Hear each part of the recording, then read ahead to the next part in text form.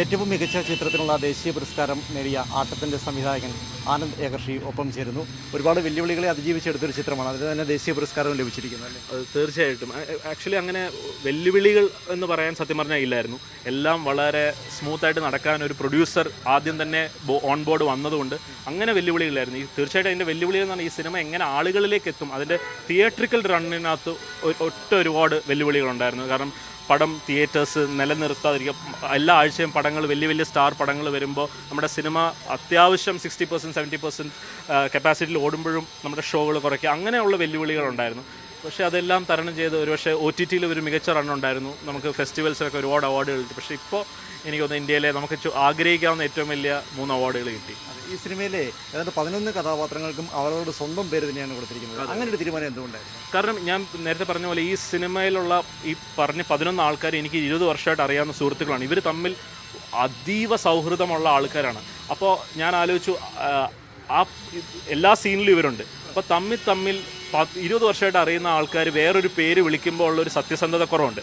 അവരുടെ അതേ സ്വന്തം പേര്, ശരിയായ പേര് നിലനിർത്താം എന്ന് തീരുമാനിച്ചത് ആ സത്യസന്ധത കീപ്പ് ചെയ്യാൻ വേണ്ടിയിട്ടാണ്. അങ്ങോട്ടും ഇങ്ങോട്ടും വിളിക്കുമ്പോൾ അങ്ങോട്ടും ഇങ്ങോട്ടും പറയുമ്പോൾ ഒരു ട്രൂത്ത്ഫുൾനെസ് കീപ്പ് ചെയ്യാൻ വേണ്ടിയിട്ടാണ്. ഈ പറഞ്ഞ പോലെ ഈ പ്രൊഡ്യൂസറെ ആദ്യ ഏതാനും ഭാഗം ഷൂട്ട് ചെയ്ത് കാണിച്ചതിന് ശേഷമാണ് അദ്ദേഹം ഇതിൻ്റെ സംരംഭം ഏറ്റെടുത്തെന്ന് അറിയിക്കുന്നത്. അതെ, ഞങ്ങളൊരു 10 മിനിറ്റിൻ്റെ സീൻ ഞാൻ ഷൂട്ട് ചെയ്യും. കാരണം ഇത്രയും പുതിയ ആൾക്കാർ, ഞാനും പുതിയ ആൾക്കാർ, ഒരു പ്രൊഡ്യൂസർ എന്ത് വെച്ചിട്ടാണ് ട്രസ്റ്റ് ചെയ്യുക, എന്തും പറഞ്ഞിട്ടാണ് ഇത്രയും കോടികൾ മുടക്കുക.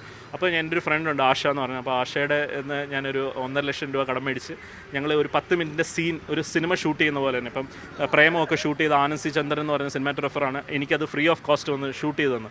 അപ്പോൾ സിംഗ് സൗണ്ടിൽ തന്നെ ചെയ്തു. ഈ 10 മിനിറ്റ് അദ്ദേഹത്തെ കാണിച്ചപ്പോൾ അദ്ദേഹത്തിന് മനസ്സിലായി ഇപ്പം എന്താണ് ഈ പടത്തിൻ്റെ ട്രീറ്റ്മെൻറ്റ്, അല്ലെങ്കിൽ എന്താണ് ഈ ഡയറക്ടർ ഉദ്ദേശിക്കുന്നത്, എന്താണ് ഈ ആക്ടേഴ്സിൻ്റെ പെർഫോമൻസ്. ഈ 10 മിനിറ്റ് കൊണ്ട് അദ്ദേഹത്തിന് മനസ്സിലായി. ഒരു 20 മിനിറ്റിനകത്ത് അദ്ദേഹം കമ്മിറ്റ് ചെയ്തു, സിനിമ ചെയ്യാമെന്ന് കമ്മിറ്റ് ചെയ്തു. മാത്രമല്ല ചിത്രം പറയുന്ന പ്രമേയമാക്കിയിരിക്കുന്ന വിഷയം എന്ന് പറയുന്നത് ഏറെ കാലിക പ്രസക്തിയുള്ള ഒന്നാണ്. അതെ അതെ. ആ വിഷയത്തോട് എത്രമാത്രം നീതി പുലർത്താൻ കഴിഞ്ഞിട്ടുണ്ട്? എങ്ങനെയാണ് ഒരു കൂട്ടവും ഒരു വ്യക്തിയും ഈ സെക്ഷൽ അസോൾട്ട് എന്ന് പറഞ്ഞ ക്രൈമിനെ സമീപിക്കുക എന്നുള്ള ഒരു ഡയമെൻഷൻ എക്സ്പ്ലോർ ചെയ്യുക എന്നുള്ളതായിരുന്നു എൻ്റെ ആഗ്രഹം. ഒരു ക്ലിയർ കട്ട് വലിയ വലിയ ഉത്തരങ്ങൾ, വലിയ വലിയ സ്റ്റേറ്റ്മെൻറ്റ്സ് കൊടുക്കുക എന്നുള്ളതല്ല. ആൾക്കാരെ സിനിമയുടെ അവസാനം നമ്മൾക്ക് നമ്മുടെ ഉള്ളിലേക്ക് റിഫ്ലക്റ്റ് ചെയ്യാൻ പറ്റുന്നുണ്ടോ എന്നുള്ളൊരു സോണിൽ എത്തിക്കാൻ പറ്റുക എന്നുള്ളതായിരുന്നു ആഗ്രഹം.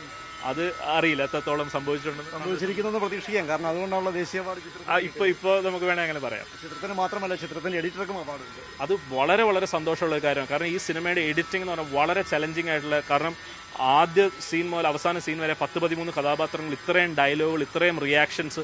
അപ്പോൾ ഈ സിനിമയുടെ എഡിറ്റിങ്ങിന് അവാർഡ് കൊടുത്ത ആ ജൂറിക്ക് എൻ്റെ പ്രത്യേകമായിട്ടുള്ള ഹാറ്റ്സ് ഓഫ് ചെയ്യണം. കാരണം അത് ഐഡൻറ്റിഫൈ ചെയ്യുക എന്ന് പറഞ്ഞാൽ ചില്ലറ പരിപാടിയല്ല. കാരണം ഇതിന് എഡിറ്റിംഗ് ഇൻവിസിബിളാണ്, അത്രയും സീംലെസ് ആണ് അതിൻ്റെ എഡിറ്റിംഗ്. ഞങ്ങളൊരു 3.5 മാസത്തോളം ഇരുന്നാണ് ഇതിൻ്റെ എഡിറ്റിംഗ് ചെയ്തത്. അപ്പോൾ മഹേഷ് ഭുവനെ എന്നാണ്, നമ്മൾ ആ സ്റ്റുഡിയോയിലാണ് ഇപ്പോൾ നിൽക്കുന്നത്.